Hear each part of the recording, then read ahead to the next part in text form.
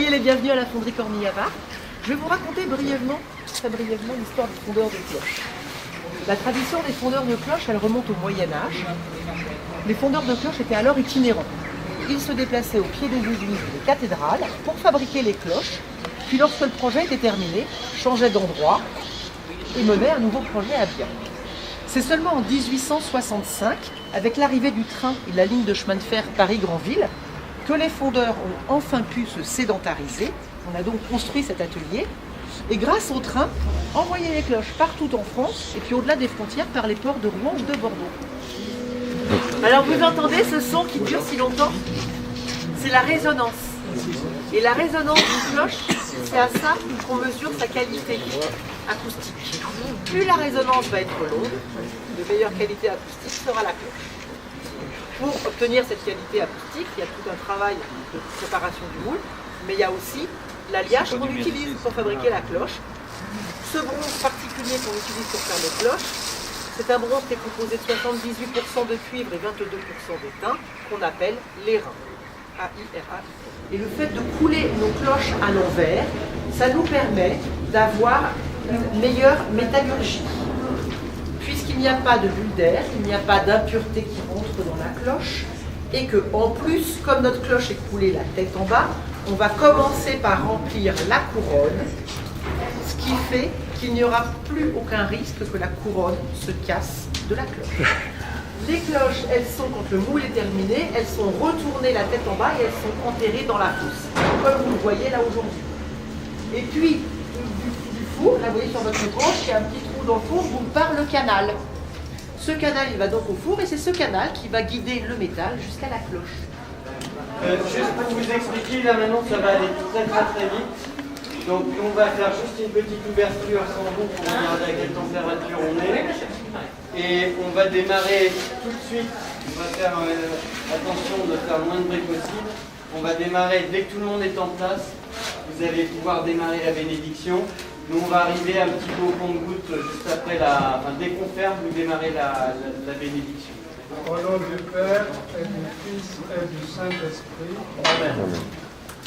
Le Seigneur soit avec vous. Et avec votre esprit. Nous voici rassemblés pour la bénédiction de méthode pour notre nouvelle cloche. Prions le Seigneur pour que tous les travaux réussissent. Terre entière, chante ta joie au Seigneur. Alléluia, Alléluia. Évangile de Jésus-Christ selon saint Matthieu. En ce temps-là, Jésus disait à ses disciples, « Ce n'est pas en me disant « Seigneur, Seigneur » qu'on entrera dans le royaume des cieux, mais en faisant la volonté de mon Père, qui est aux cieux. Ainsi, celui qui entend les paroles de celui-là et les met en pratique est comparable à un homme prévoyant qui a construit sa maison sur le roc. La pluie est tombée, les torrents ont dévalé, les vents ont soufflé et se sont abattus sur cette maison. La maison ne s'est pas écroulée, car elle était fondée sur le roc.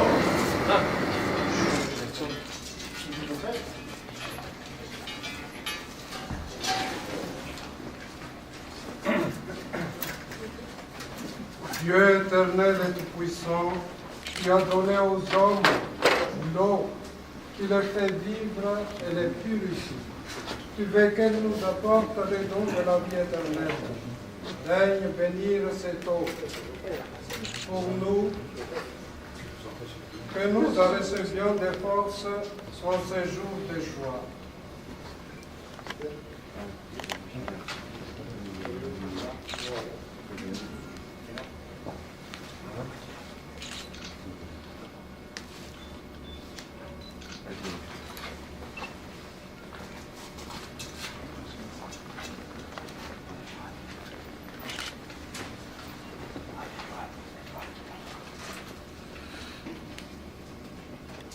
Seigneur, Dieu Tout-Puissant, tu as accordé au bien de ce monde l'honneur de participer à ton culte.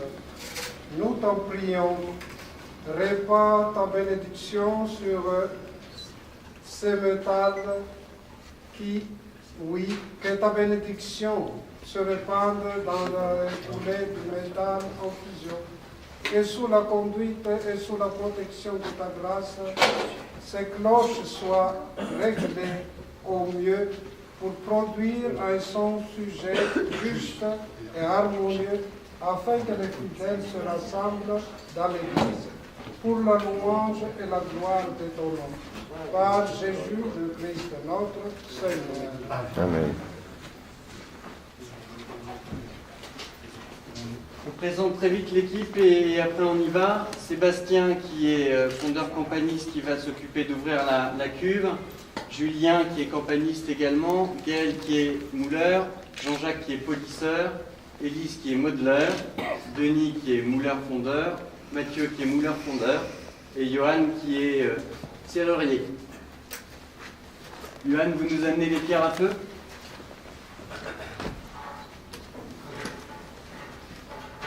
À partir de maintenant, on va vous demander le silence complet jusqu'à ce qu'on ait dit que la coulée était terminée.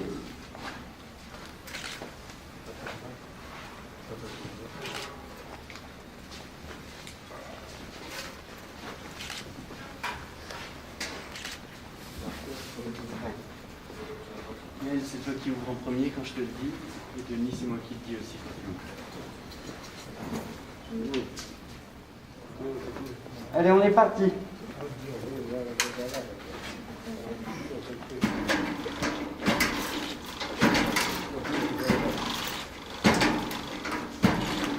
Bien. On installe avec nous.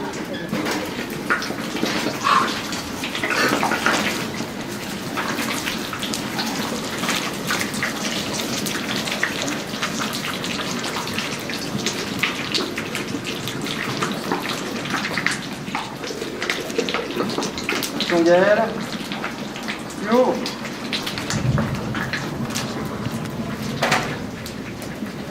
Denis, plus haut.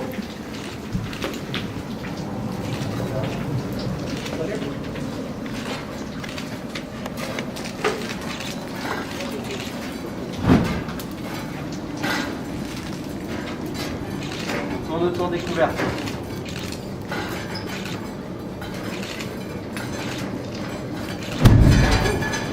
On est bien autour des couvertes.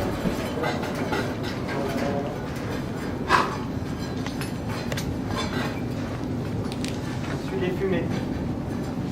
On suit les fumées. Pardon ? Voiture à droite. Voiture à droite.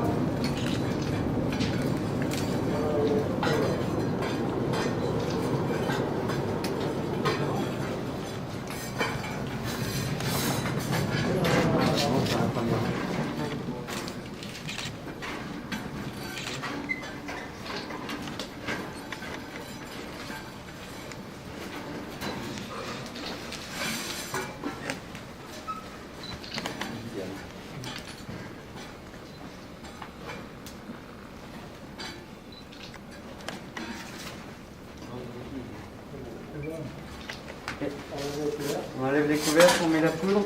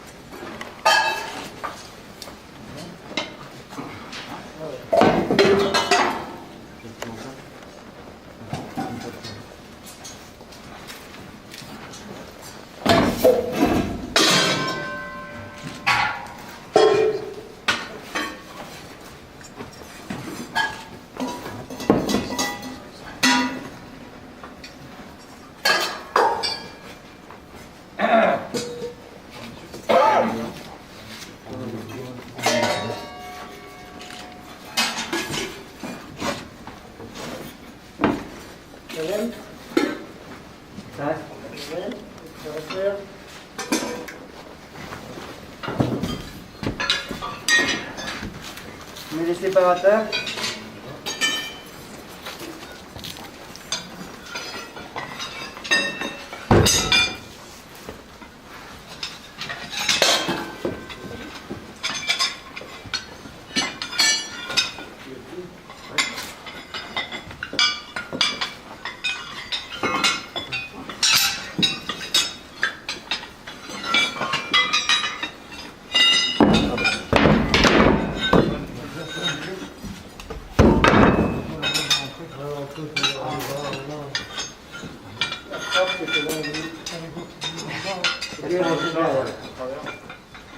La coulée est terminée.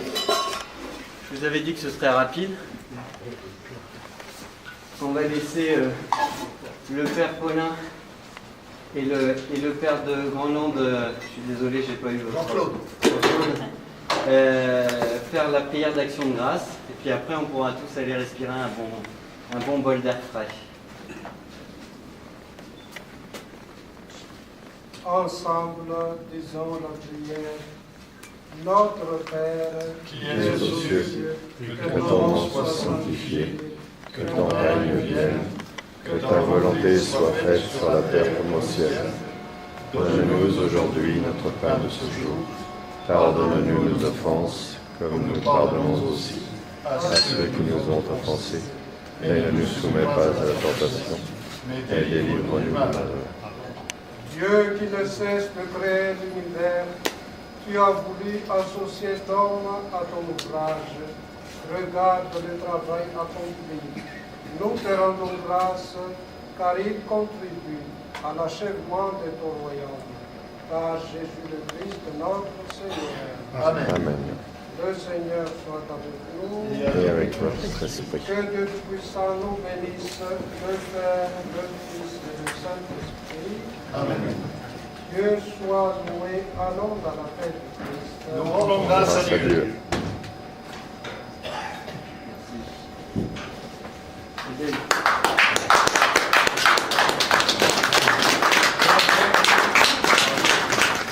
Un grand merci à toute l'équipe Corny et un grand merci à Monsieur le maire de Grandlande et Monsieur le maire de Saint-Laurent pour nous permettre aujourd'hui d'être ici présents, ensemble, clients, campagnistes, fondeurs. Aujourd'hui, on vient d'écrire une histoire de Grandlande. Merci beaucoup.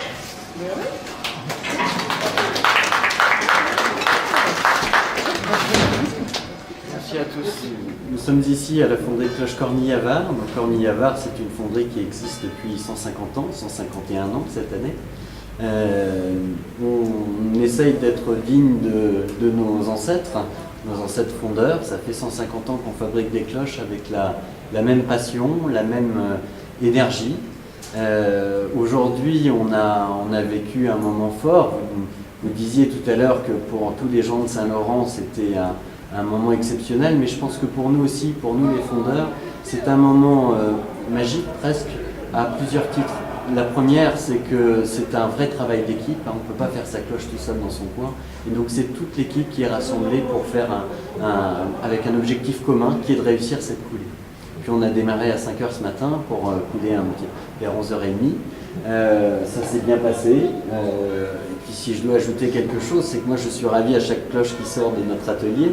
Mais quand on fait une cloche pour la basilique de Saint-Laurent-sur-Sèvre, à l'occasion du tricentenaire de la mort de Saint-Louis-Grignon de Montfort, je pense que ça ajoute encore une force symbolique et historique supplémentaire. Donc je suis vraiment ravi d'avoir partagé ça avec vous. Alors aujourd'hui, on a coulé 2 tonnes 250 de bronze, d'airain, 78% de cuivre, 22% d'étain et rien d'autre, moins d'1% d'impureté, moins de 0,1% de plomb. Pour couler 2 cloches, la cloche de Saint-Laurent-sur-Sèvre, qui est un fa de la 3e octave, qui fait 1m12, qui pèse 882 kg, et puis une cloche pour Grandlande, une cloche de presque 86 cm de diamètre, qui sonne un La3, et qui pèsera environ 380 kg. Pour faire fondre ce bronze, on a utilisé presque 5 stères de bois et près de 800 kg de charbon. Donc c'est pas du charbon de bois, c'est de l'anthracite, comme le charbon de forge. Ce qu'on a vu aujourd'hui, c'est un mélange de tradition et de modernité et de technologie moderne. On a utilisé ce four qui est derrière moi, qui a un peu plus de 150 ans lui aussi, qui est alimenté donc au bois et au charbon, mais on a une métallurgie du XXIe siècle. C'est-à-dire qu'on a fait tout un traitement de dégazage à l'intérieur de ce four. Quand on a ouvert la trappe et qu'on a vu le métal en fusion, on a mis un certain nombre de produits pour enlever l'hydrogène qui se développe dans le bronze dès qu'on le chauffe. Donc le savoir-faire du fondeur, en tout cas pour la partie coulée, c'est de savoir jusqu'à où il faut chauffer, c'est-à-dire qu'il faut chauffer pour que le métal soit liquide jusqu'à la fin de la coulée, mais il ne faut pas surchauffer, sinon on crée de l'hydrogène. Donc on a tous ces traitements, on a brassé également le métal, on a rajouté un petit peu un lingot d'étain pur pour arriver précisément à 78% de cuivre et 22% d'étain, l'airain, le bronze de cloche par excellence.